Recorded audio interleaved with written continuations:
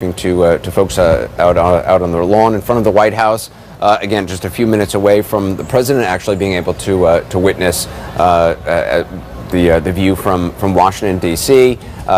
We also have joining us is David Dvorkin, Adriano Campo, Miles O'Brien. David Dvorkin, just in terms of how long the totality lasts, I mean, we keep saying it's about 2 minutes, 2.5 minutes. Is it the same for everybody across the entire country? No, it will vary. In this case, it'll vary from about 2 minutes to about just under 2 minutes 30 seconds, approximately 40 seconds. So that variation isn't too much. It's a question of the angle of the shadow and the angle of the surface of the Earth and how fast the shadow is traveling, and it travels between 1,400 miles an hour and down to about 1,000 miles an hour, depending upon that oblique angle. And Chad, I mean, for people who certainly are, hope that this kind of ignites new interest, especially among young people in science, that to have so many people turning out for an event like this, it certainly does make it an exciting event. It makes it sort of a whole new generation, people perhaps interested in astronomy. Well, since we've lost the shuttle program, and for that matter lost the moon, kids that I grew up with in the 60s and the 70s were anxiously waiting for the next Saturn V to go off, and the Apollo 15, 16, and how far do we go? And we've lost that. We've lost that sense of adventure, and this, I believe, brings back a sense of science, a sense of just the truth of how it was down to the mile. They knew the exact path of this down to the mile. And so we're talking about the 2 minute 30, 2 minute 40 second totality, but that's right along a single line, only 1 mile wide. The farther you get away from that line, the less totality you get. And obviously the president there and Mrs. Melania, Mr. Trump, they're now seeing less and less, only 80, 81%. So they're not even in that, and yet the scientists knew exactly to the date, to the hour, to the minute, years and years and years in advance, and we know where the next one is, 2024. And Miles, I mean, Chad, this image from Columbia, South Carolina, certainly of the totality, even though we have now seen it many times across the United States, it's still it's such an extraordinary thing to witness. It just, I mean, it really is one of those once-in-a-lifetime events. What scientifically makes this special is that we can make an artificial eclipse with the telescope and a disk on the front lens blocking the sun. But we can't put a rock out there 250,000 miles blocking out the sun and have a very, very sharp image of the inner and the outer corona itself. We only get kind of a partial image if we try to fake an eclipse. This true eclipse, with all the instruments we have out there, will tell us more and more and more about coronal mass ejections, those things that the scientists were just talking about, how they could bring down our power grids at any moment in time. We are so dependent on power and electrons and electricity all across the globe that this is truly a scientific moment that we don't get very often here in America, obviously in 100 years or so. There you see Barron Trump, Melania Trump, the president as well. I think Ivanka Trump was out there. I believe I saw her just moments ago as well. And there you have it in Columbia, South Carolina. I mean, look at that, Chad Myers, that image from Columbia is just incredible.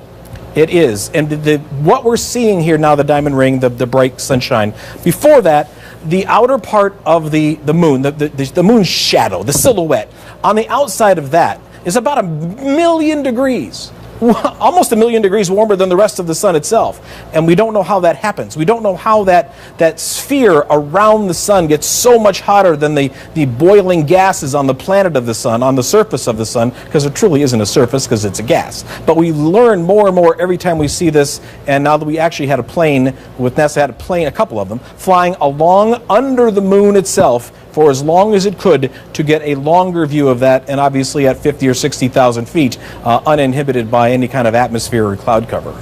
And Miles, I mean, that moment when the sun starts, the flares, the side of it just starts to break through is so extraordinary right now. Yeah, it's quite a sight to see, and understanding that coronal mass ejections and the corona and the solar storms is of great importance, as Chad points out. But this mystery of why it is hotter than the surface itself has its own scientific validity and pursuit. Scientists are just curious why that is. Understanding that might help protect us as well here on Earth. And let's go back to Kaylee. Kaylee, you're seeing this in the Isle of Palms. How's the view from there? Well, Anderson, it has been cloudy all day long here, and just in these moments leading up to totality here, the clouds are parting. It has been an incredible sensation. You can feel the temperature dropping. You can see now as I take my glasses off and actually look around how gray the sky is beginning to get here. It is just incredible to see this many people having this shared experience, all gazing up at the sky as the wind blows and these clouds part to all show us something special. Let's just listen wow, into we the are crowd. nearing totality here. Yeah, let's listen into the crowds and see hear their reaction to the totality.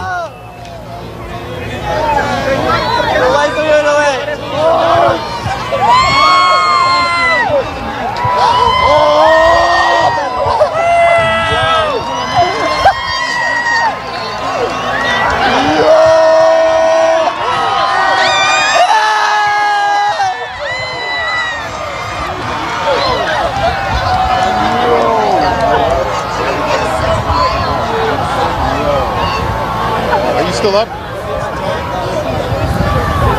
Is she still up? No, I don't think so.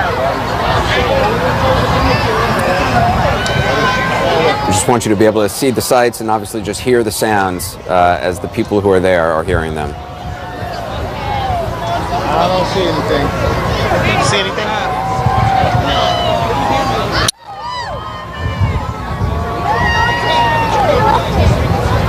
You see anything? Yeah, take your glasses off, look. Oh, man, that's nice.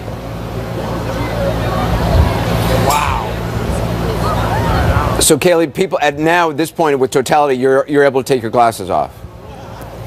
Oh, my glasses are off, Anderson. My glasses are off, Anderson, and to hear the sounds that this crowd is making as everybody experiences it, I think it took everyone a moment to realize that it was safe to take off the glasses. But right now, as you see that corona in the sky, I want to ask the guy standing next to me, what are you experiencing right now? Honestly, it's the first time I've ever felt in my life, you know, as one person connected to the universe, you know what I mean? Like, everyone here looking at the same thing, all experiencing the same thing. It's amazing. First time I've ever seen this. Amazing. And for a day that was so cloudy, to see the clouds part. Last 10 minutes, literally last 10 minutes. Cleared up. Amazing. It was raining about like 2 hours ago. This is when science really takes your breath away. But to see this entire beach, they were anticipating 30,000 people along this 7-mile stretch of beach. At 2:46 in the afternoon. Oh, it's beginning to move. It's time to put the glasses back on.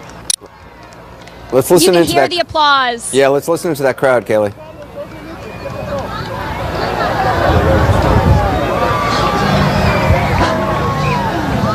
Yeah.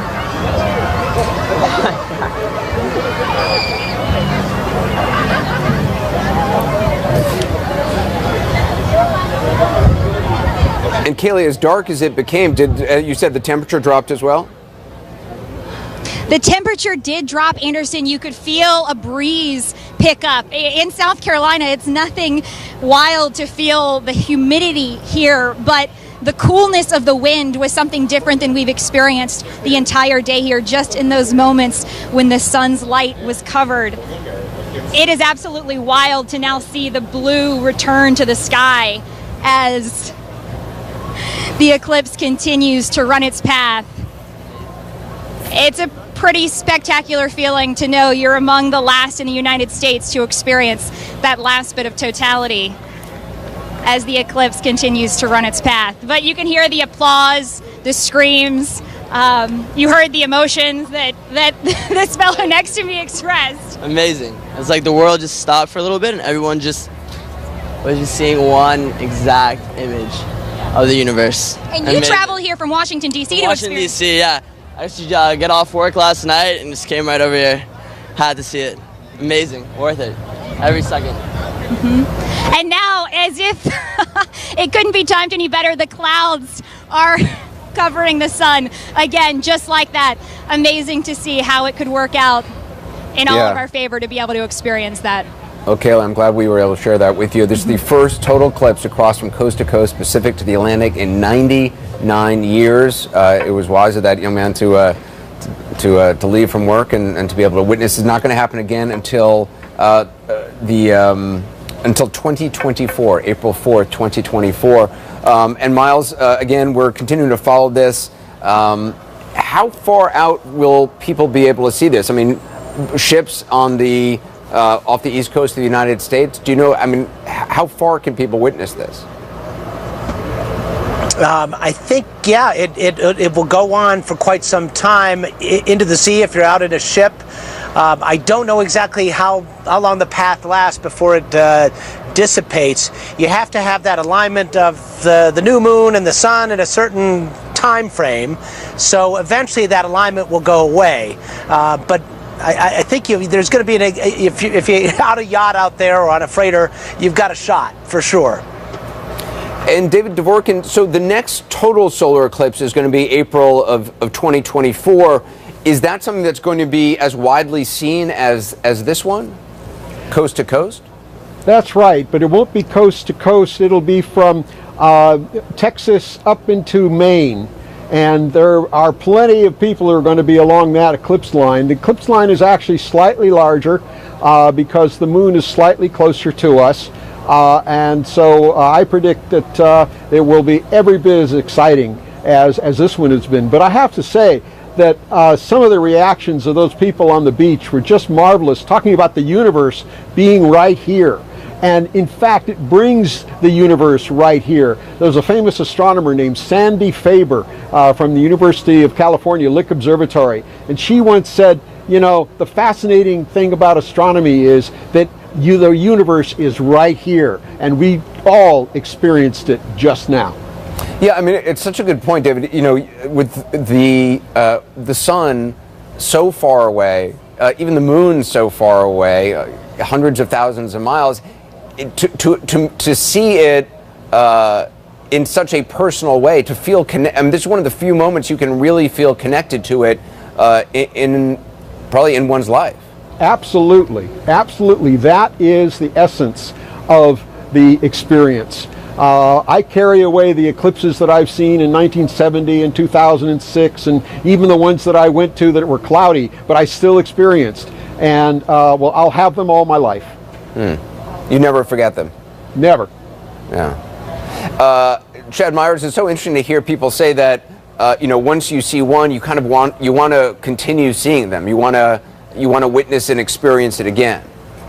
Well, could you not imagine why if you had those feelings, those chills, those goosebumps just from going over totality? I mean, we're trying to sneak out here in Atlanta to look at our sky. We're about 85 or 86% here, and that's pretty impressive. But that's not 99 or 100 that those people did feel there. And we're talking about the next event that happens in 2024. In fact, it takes a line almost from Dallas to Buffalo as we take a look at it. Magic 2, she said, yep, there we go. And here is the eclipse we had today.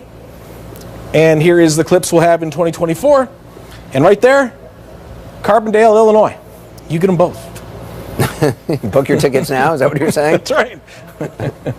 Although, you know, I mean, it's amazing, Chad. You had people trying to figure out the best place to witness this, and then, you know, the luck of the draw, some clouds were in some areas in Nashville and elsewhere. But I was really impressed by and just kind of surprised by, even in places where it was cloudy, it seemed like the sun would be able to peek through even for a short amount of time. So even those people didn't feel too disappointed. That's exactly right. What happens during the afternoon in the summertime, especially where there's humidity, Midwest, you know, Southeast, is that you get the clouds to bubble up.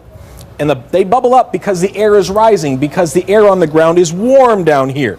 If you take away the sun, what happens? The cool air comes in instead. The clouds collapse and go away, at least briefly, during that shadow period. And so you get clearing of the skies where you thought you had no chance whatsoever. We're going to take a quick break. We're going to take you to a cruise ship where Bonnie Tyler is actually performing Total Eclipse of the Heart. We'll be right back.